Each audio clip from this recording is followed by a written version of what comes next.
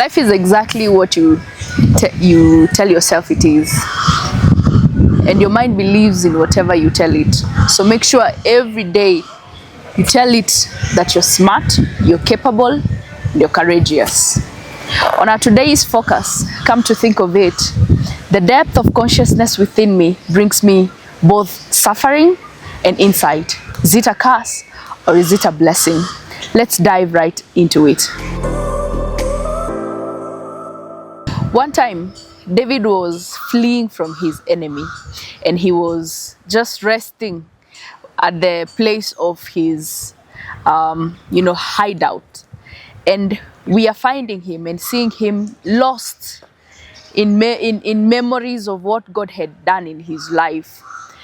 What might be seen as a situation to many of us of worrying and having a lot of tension, because again, you don't know where your enemies will come and attack you from. But he lost sleep amidst this time to think about God's faithfulness, where God had took him from and won so many battles for him. And in some cases in our lives, we are lost into deep thoughts, deep things that they soak us in. We are lost in them, thinking about and worrying about our tomorrow. And in such cases, we need to also turn it around. In our consciousness of what is surrounding us or what is happening around us, we should be able to see the positive things coming out of them. We should be able to turn around any kind of situation that we are going through to become a positive thing. Something that is going to help us come out of the troubles that we are in life. The depth of consciousness within you should not be something to kill you. It should not be something that should destroy you. Rather, it should be something that will uplift you. When in depth of awareness, you should be able to identify those stepping stones. You should be able to see life in another angle and a different perspective. It should not be a downfall for you. So, can we turn our deep thought, our circumstances, to something positive, something that will help us? In this season where we are getting many people creating awareness of different things, we've seen people hugging trees, but today we're not hugging trees, but we are making it aware, or we are bringing awareness of your consciousness should not be something to deprive you of your joy and your life. And as we say that life is how you see it, life is how you tell yourself it is. We should be able to see life in a parameter of no fear. When you're within the depth of your consciousness is when you are aware of what you feel, and you can actually feel everything around you.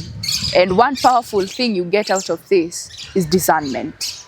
Discernment is when you are able to know the right thing to do at what time. Take an example in a relationship. Maybe you're in a toxic relationship. You know when to leave and when to stay, when your time is up. That is discernment. You are able to know if someone is lying to you or they are talking genuinely from their heart.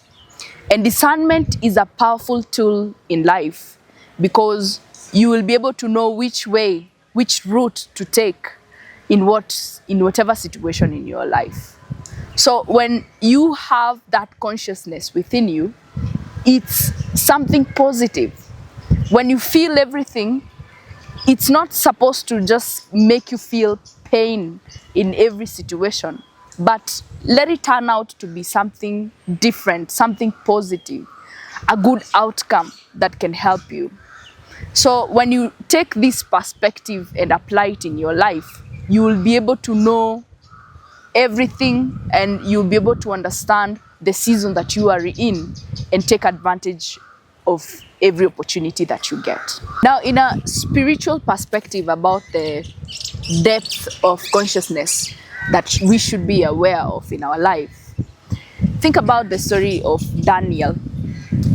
He was told more than one time to stop praying, and those who are accusing him, they even took him to the king and told the king that if anyone will be found praying or exalting this god rather than the king, they should be persecuted and they should be punished for that.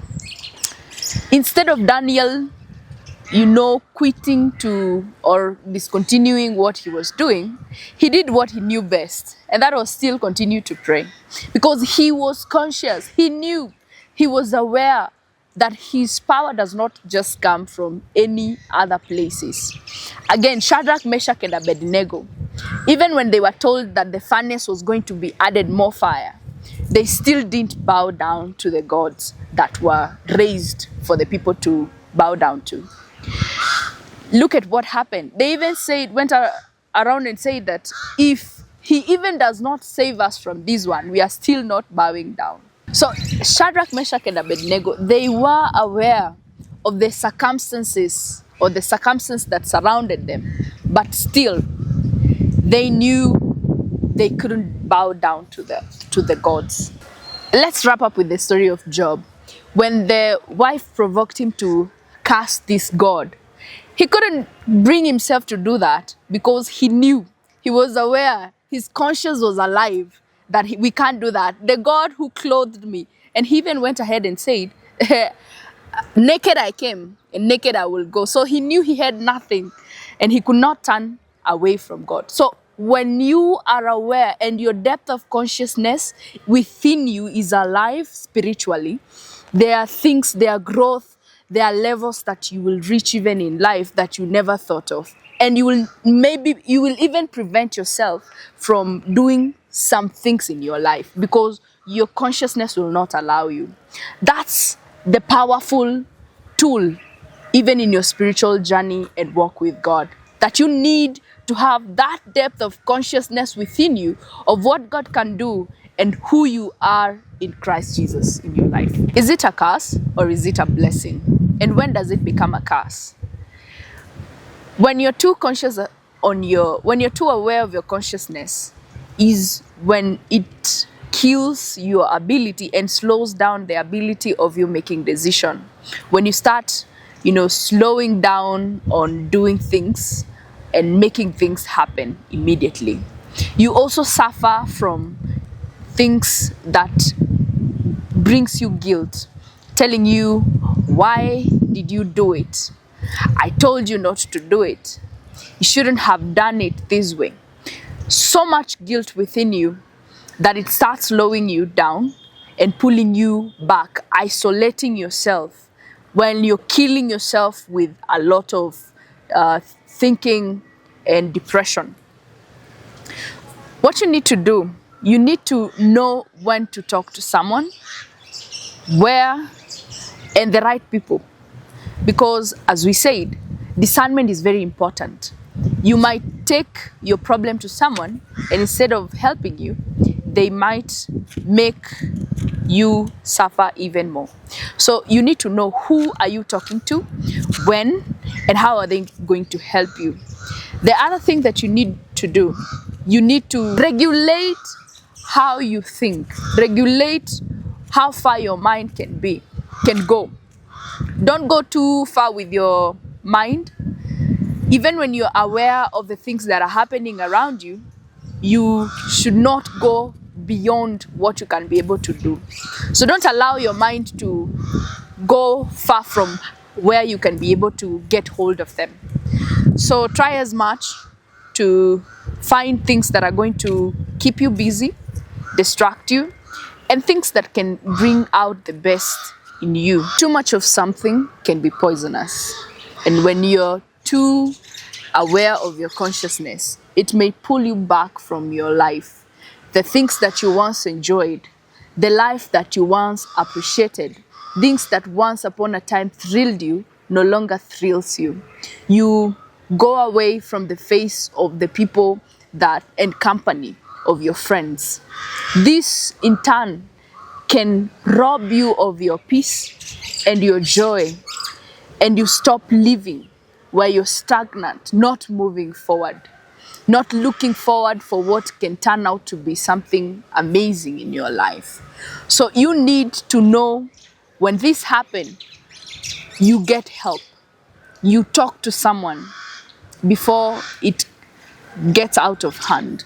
As we wrap it up today, I want you to remember, give yourself permission to feel life. The joy, the pain, the uncertainty, because they all matter. Do not rush moments trying to numb them or explaining them. Rather, sit with them and learn through them. Till next time, be gentle with yourself and remember to keep becoming. Glad Bushai host, becoming the best version of yourself.